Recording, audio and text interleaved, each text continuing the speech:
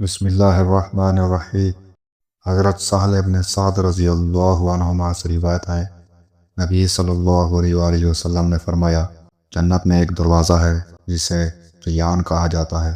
قیامت کے دن آواز دی جائے گی، کہا جائے گا روزے رکھنے والے کہاں ہیں؟ چنانچہ جو شخص روزہ رکھنے والوں میں سے ہوگا وہ اس دروازے میں داخل ہو جائے گا، اور جو اس میں داخل ہوگا اسے کبھی پیاس نہیں لگے گی۔ سنن ابن ماجہ حدیث نمبر 1640۔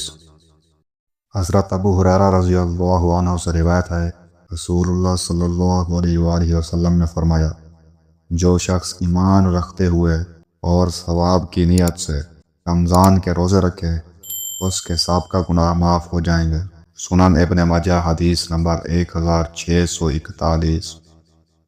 حضرت ابو ہریرہ رضی اللہ عنہ سے روایت ہے، رسول اللہ صلی اللہ علیہ وآلہ وسلم نے فرمایا، جب رمضان کی پہلی رات آتی ہے تو شیطانوں اور سرکش جنوں کو جکڑ دیا جاتا ہے، جہنم کے دروازے بند کر دیے جاتے ہیں، ان میں سے کوئی دروازہ کھلا نہیں رہتا، اور جنت کے دروازے کھول دیے جاتے ہیں، ان میں سے کوئی دروازہ بند نہیں رہتا، اور ایک اعلان کرنے والا منادی کرتا ہے، اے نیکی کے طلبکار آگے بڑھ، اور اے برائی کے طلبکار رک جا، اور اللہ تعالیٰ جہنم سے 5 لوگوں کو آزاد کرتا ہے۔ رمضان میں ہر رات اسی طرح ہوتا ہے۔ سنن ابن ماجہ حدیث نمبر 1642۔